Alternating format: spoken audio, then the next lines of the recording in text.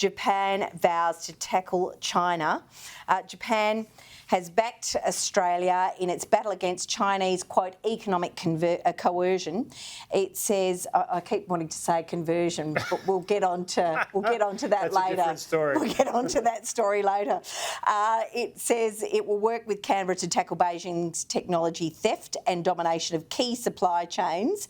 Now, the Foreign Minister, Maurice Payne, and the Defence Minister, Peter Dutton, in a call with their Japanese counterparts, said, quote, the coercive and destabilising behaviour in the region, no guessing who that's about, was concerning, specifically noting tensions in the South China and East China Seas and in the Taiwan Strait. It goes on to say, in this context, we express our concerns over China's Coast Guard law and reaffirm that the actions of a state's Coast Guard must be consistent with international law. And that's a joint statement issued after the virtual meeting, underscoring the importance of peace and stability across the Taiwan Strait, Nathan, encouraging the peaceful resolution of cross-state issues. Scott Morrison has been very, very strong on this issue. Of course, he is a guest when Australia's not a member of the G7, but he has been invited to attend the G7. The Australian and other papers last night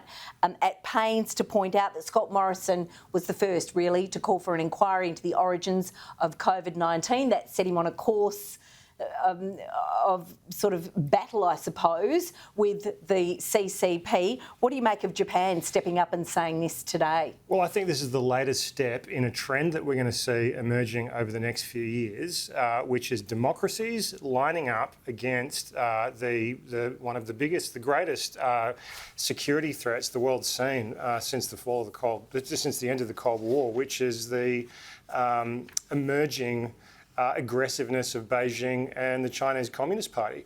I think this underscores the importance of the Quad, which is Japan, the United States, Australia and India, who are all taking a stand in their own ways, but also importantly together.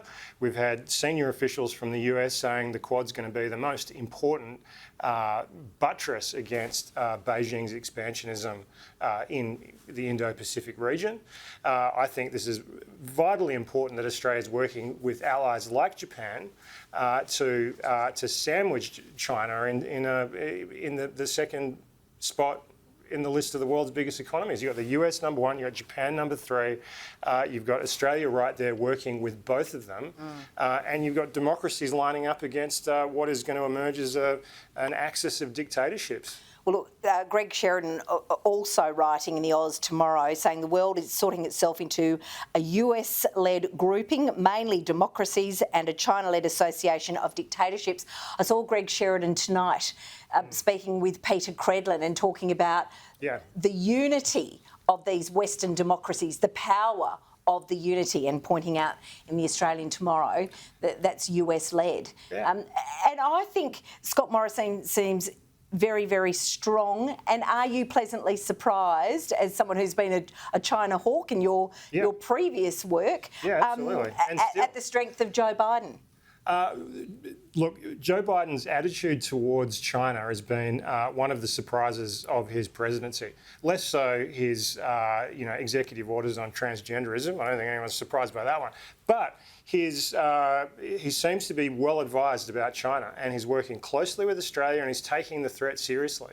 And I think probably it's actually more of a surprise for China. He's not mucking around. He's taken some pretty hard, pretty firm positions so far, which is very encouraging for Australia, because we're sandwiched in the middle of this, right? We are really on the bad end. Yeah. Look, I just found this very, very interesting. Before we move to the other front pages, the ABC's reporting this. It was widely reported here in Western Australia, and I just think it's important if you're watching from the East Coast. The WA Premier has warned Australia could be the big loser if the Prime Minister is not more careful in the way he refers to China.